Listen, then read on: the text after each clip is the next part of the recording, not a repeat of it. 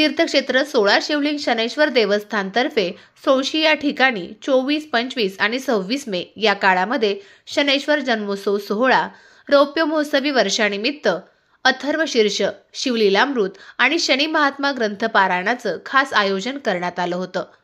26 मे रोजी शनैश्वर जयंतीच्या निमित्त सकाळी महाआरती, 52 पात्री लघु रुद्राभिषेक, नवग्रह शांती, होम हवन, मंत्रपठण आणि अखंड महाप्रसादाचं आयोजन करण्यात आलं होतं। शनैश्वर जन्मोत्सव सोहळा पार पाडण्यासाठी श्री शनैश्वर सेवेकरी मंडळ आणि पंचक्रोशीतील भाविकांनी मोठ्या प्रमाणामध्ये सहभाग घेतला।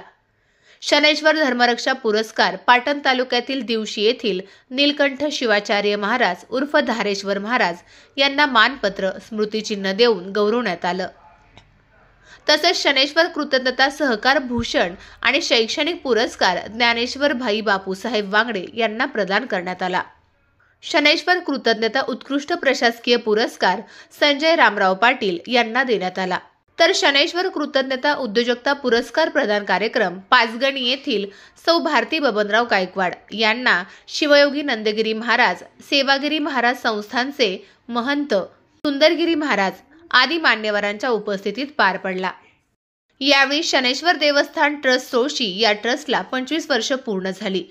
या रौप्य महोत्सवी वर्षातील धार्मिक सामाजिक कामाचा आढावा असलेले जनसेवेची क्षणचित्रे या पुस्तकाचे प्रकाशन माजी खासदार रणजितसिंह नाईक निंबाळकर आणि पैठणचे आमदार सचिन कांबळे पाटील आदी मान्यवरांच्या उपस्थितीत करण्यात आले।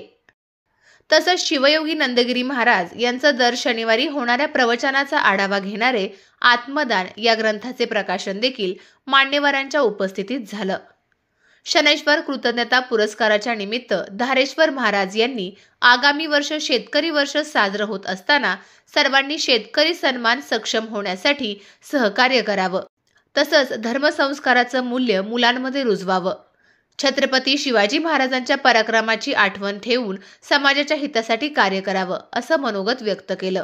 महत्त्वाची गोष्ट म्हणजे माझा सत्कार मात्र का केला मला माहित नाहीये, कारण एवढं सगळं कार्य महाराजांनी अल्पावधीमध्ये केलेलं आहे। धारेश्वर मठ तर किती रामायण पूर्व काळापासूनचं आहे आणि त्याचा एक ते पहिल्या रेघोट्या ओढ्याचं काम मी करत आहे, पण यांनी मात्र नवीन इथं निर्माण केलेलं आहे आणि नवीन निर्माण केलेल्या या साम्राज्यामध्ये आज मोठमोठ्या लोकांचा आदर गौरव सत्कार करण्याचं जे कार्य त्यांनी केलेलं आहे ते निश्चितच वाखाणण्यासारखं अशा प्रकारचं आहे।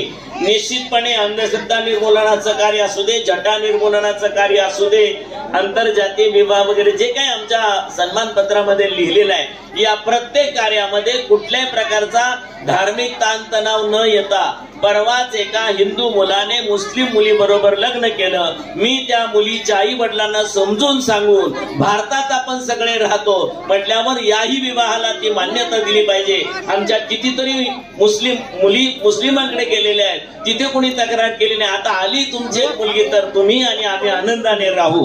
खऱ्या अर्थाने या देशात असलेल्या सर्व धर्म पंथ संप्रदायाच्या लोकांनी चांगल्या पद्धतीने राहिलं पाहिजे। श्री शनैश्वर देवस्थानच्या सर्व कार्यासाठी आम्ही सहकार्य करू असं आश्वासन आमदार सचिन पाटील आणि माजी खासदार रणजितसिंह नाईक निंबाळकर यांनी दिलं। फलटण विधानसभा मतदारसंघाचे आमदार ही आपल्या सर्वांच्या लाडकं नेतृत्व सचिन पाटील या ठिकाणी निवडून आलेले आहेत। महाराजांनी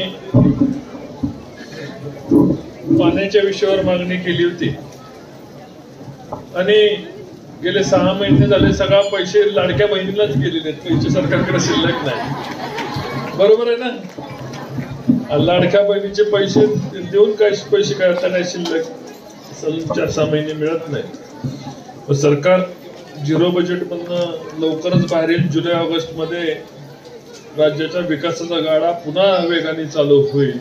नंदगिरी महाराजांना मी इथं जाणीवपूर्वक सांगू शकतो, आमदार महोदयांनी ज्या शब्द या ठिकाणी दिलेला आहे तोच माझा शब्द आहे आणि तुमचं पाणीच काय तर बांधकामाला लागणाऱ्या आराखड्याला सुद्धा लागणारी सर्व मदत आपण त्या ठिकाणी पूर्ण ताकदीने करणार आहोत। शनैश्वर संस्थानच्या वतीनं 25 वर्षातील धार्मिक सामाजिक क्षेत्रातील वाटचालीमध्ये अनेकांनी हातभार लावलाय।